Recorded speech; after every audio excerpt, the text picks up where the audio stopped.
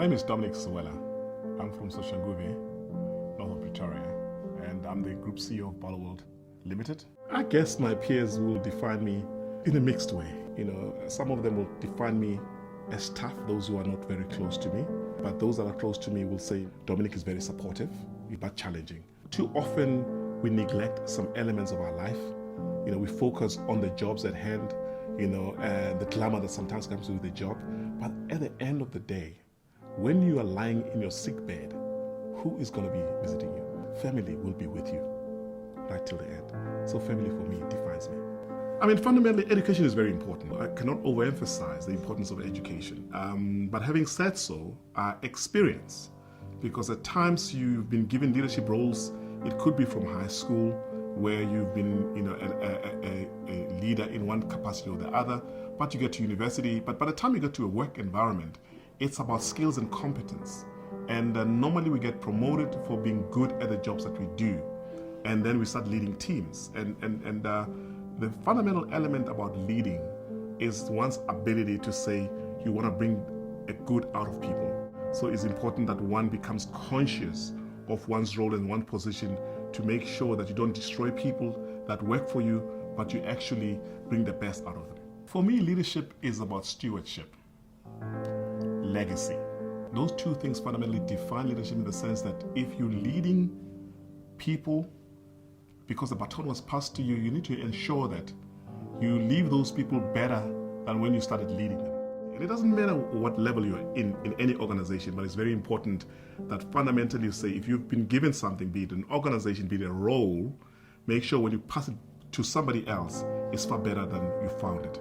And that's why I say stewardship is important, and therefore legacy is going to be defining things that you say your great-grandkids could remember that my dad used to work for Barloworld, or my granddad used to work for Barloworld, and this is what he's known or what he's done for that organization or that role. An organization is made up of people. To be able to have an organization that lives for 119 years, it means there's a particular culture that has been bred through that organization over those years. So when you come in as a new person, you gotta then navigate and say, if you want to take this organization to another 119, you've got to bring about a cultural change. And that fundamentally, when you say change and culture, is difficult because people generally have resistance to change. Not because they are bad people, but they're more comfortable in the way they've done things before. But fundamentally, if you think about us where we are, we live in a digital age. Therefore, it is important that our company becomes relevant. The people that we employ, in terms of their age group, in terms of their expertise, are different from when I joined the company many years ago. So therefore, it was imperative for us to journey on this cultural change. That would mean that we bring and usher new opportunities for the future of this company. I think the biggest challenge that, we as leaders, particularly men, because we've been privileged by the virtue of our gender, is creating access to those that are different from us, be they from a gender point of view or any other criteria we use. But fundamentally, when you look at the journey that Barloworld has moved to date, we are basically leading in diversity.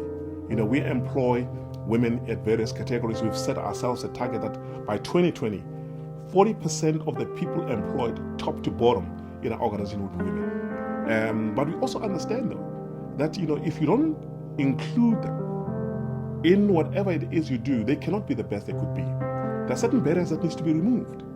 It is in perception, in making sure that they've got enough seat on the table, particularly in decision making, so that they can also create an environment that is conducive for them, as opposed to me as a man saying this is conducive for a woman.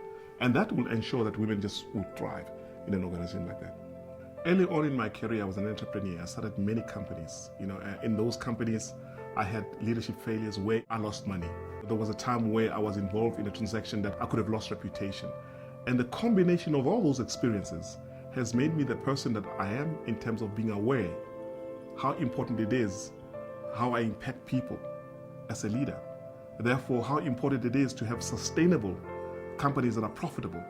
But similarly, reputation is everything. And that for me is some of the lessons in terms of my personal failures that has journeyed me to this point where I am now. My advice to young people and the general is being professional, being diligent in what you do. And because if you're not professional, people are not going to take you seriously, and therefore they're not going to grant you opportunities. And I don't say my way of, rising to the top is the right way, but you can ask any successful person. We put more hours in what we do than people realize. So the manifestation of one being either serious or joking all the time, you can have fun. It's good to have fun, but it's also important to be serious about getting the job done. And therefore for me, it is not whether you're approachable or not approachable. If you walk with me on campus in Isando, you'll find a lot of people that I work with for many years, they've got access to me. I'm approachable. I won't pass a person without greeting them, But fundamentally, if you sit down with me and talk a business proposal, I'm going to ask hard questions because it's about business. Making money is not easy, because if it was, all of us would be having money. When you define a destination, let's say you're in point A to point B, and for me to be very clear, it's about, will this company be around another 100 years? My answer is yes. What's going to take for the company to be around another 100 years is to fundamentally change the performance of the company for it to be sustainable for another 100 years. But what builds companies is people. Those people are employees. Those people are customers. Those people are communities in which we work in. So one of the key things that we work on is building a diverse employment opportunities for people. It doesn't matter your gender, it doesn't matter your race, it doesn't matter your religion. So that's what's actually going to sustain this company. So when I look into the future, I see a top 5 company in the JST stock market, if you think about the size. I see it as a global employer, not just in one continent, but in multi-continents, far beyond what we have now.